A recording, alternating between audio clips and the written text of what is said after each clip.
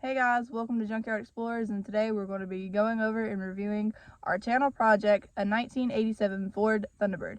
Hope you guys enjoy. Like I said guys, this is our 1987 Ford Thunderbird. We picked this puppy up for pretty cheap, and she's been good so far. And there's our cat. That's Batman. He's probably going to be on the channel a lot too. But we bought the car.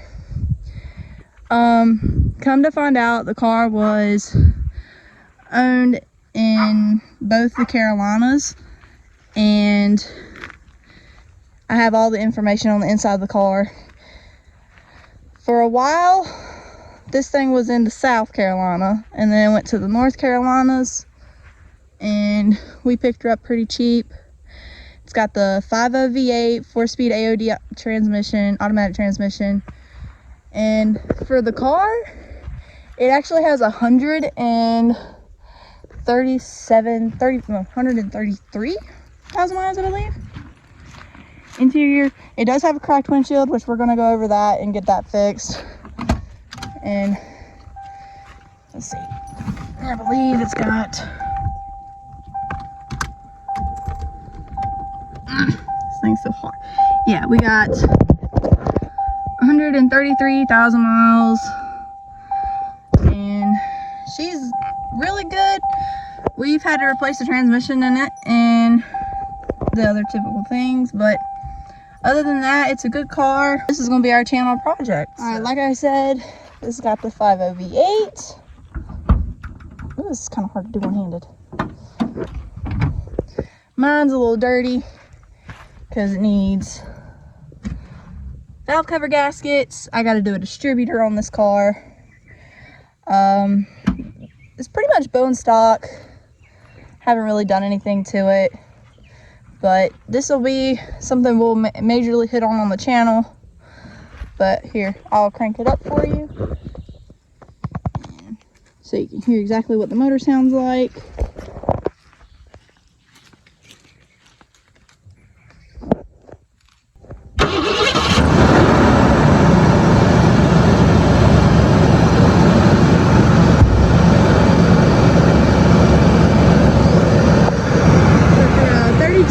Motor, it sure does run pretty good for 133,000 miles. Here, I'll get you a sound clip of the exhaust.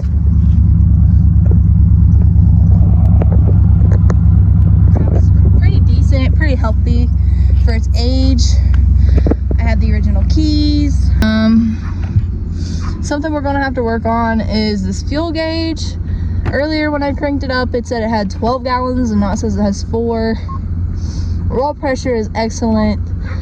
Voltage is well. And our temp is good. It's warming up. So, here in a few, we'll go take a little test drive so you can see exactly how well it runs. And we'll do some other little things with it. And see our tail lamps. Have the lights turned on in just a second. That's my sister. She's going to be on the channel as well. So here are the tail lamps. Turn this blinker on over here. How well they work good. We just replaced bulbs in them. This one over here. This one works good as well. And we got our front blinkers. I know they work.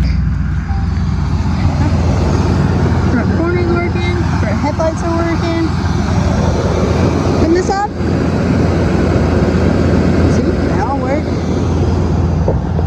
We do have some body work to do as well, all in here. So we already started working on it a little bit. We replaced this bumper skin. This is not the original one. I do have the original one in the back. So we're gonna pretty much build this car together, you guys, and I'm going to take comments from this in the comment section about what we should do with the car and everything. So let me hop inside and we'll go through some of the paperwork I have. Alright, so I went ahead and shut the car off, but in the glove box we have the original book, which I find amazing because it's in good shape. We have all the paperwork that came with this car. And I even have this. This is the registration for North Carolina. I've got all the fuse paperwork and fuse diagrams. And I've got this too. This is 1995, I believe, or 1997. I'm not sure. But the story on this car is that it sat for a while, and an older lady had it, and she hit something in the back that's where that damage is, and they parked it for a while until about 2018 when the person I got it from got it. They registered it, did a little bit of work, and then it sat. So for me, this is technically my first revival of a car, even though it has been worked on before. But when I first got the car, the battery was dead, and it took 3 people, well, 4 counting myself, to get this big car, or this, well, I say big car, this car on a trailer and haul it back from North Carolina.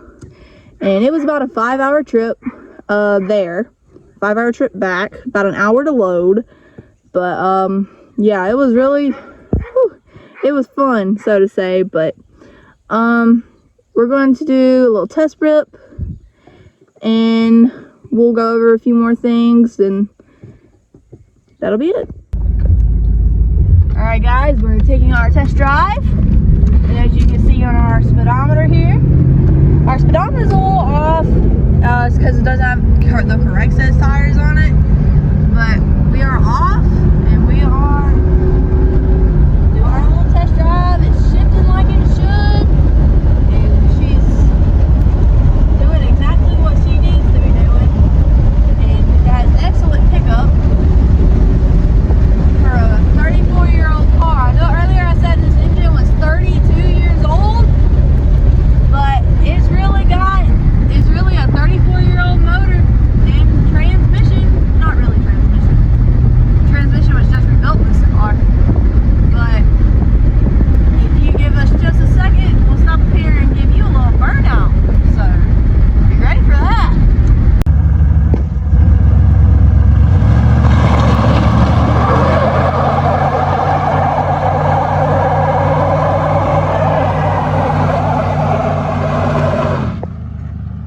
Now I'm going to give you a little bit of history on the Ford Thunderbird and this generation in particular. The Ford Thunderbird debuted in 1955 and ended its flight in 1997, but made a brief return in 2002 until 2005, leading up to a total of 11 generations of the Ford Thunderbird. The 9th generation, which ran from 1983 till 1988, in 1987 they redid the front end a little, tweaked it. Instead of having 4 headlights that you could move and reposition to your liking, you had a stationary headlight. And the tail lamps also got a revision from the 1986 to 1987 model year. This generation Bird was also on the Fox body platform with the Mustang, the Ford Fairmont Sedan ES, 1982 to 1987 Lincoln Continental, and the Mercury Cougar. There were 3 engine options given for this car, which was a 2.3 turbo with the inline 4 making about 145 horsepower and 180 foot-pound of torque. You also had a 3.8 liter V6 was also optioned. It made about 130 horsepower and about 205 foot-pound of torque. And finally, you had the 5.0 V8, which is in this car. It made about 150 horsepower and about 270 foot-pounds of torque. Alright, so I'm going to tell you a little bit about myself. My name's Paige. I'm still a student, so I'm still in school. I have this car right here, which is my project for now. And some goals I have for the channel is to grow it and help people out who have like these cars, the F-Series and Buicks, anything. I'm here to help, and I know I don't know everything, but I'm gonna try my best. But if I say something that's wrong, try to correct me so I know. I'm still learning about these cars. I'm still learning about cars in general. I'm still learning about motors and transmissions and everything. I'm still learning. But these cars are very, almost important to me. They're like, I can go to these cars and work on them to help ease stress and to calm myself down, because that's how much I love working on them. And some other goals I have for the channel is for it to grow, and I want to meet a few famous YouTubers that also work on cars, which is, one is Derek from Vice Grip Garage. I really want to meet him, and I would like to meet Michael from Santa's Workshop, so I could tell them that they have helped strike this spark in me to make a channel to help people who have these kind of cars and that need help when something is wrong, and they can come to a channel that has somewhat the answers.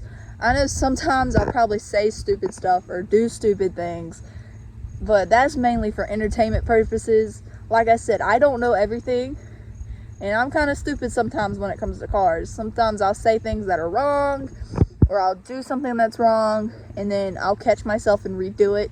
So that's what I'm going to be going through, and I'm willing to take you along with on the journey, as long as you'll come along with me and help me. And yeah, that's pretty much it. That's basically what's going on, who I am.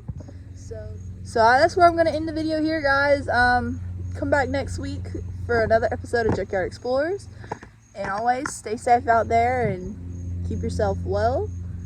And we will be back with another video next week. All right, peace.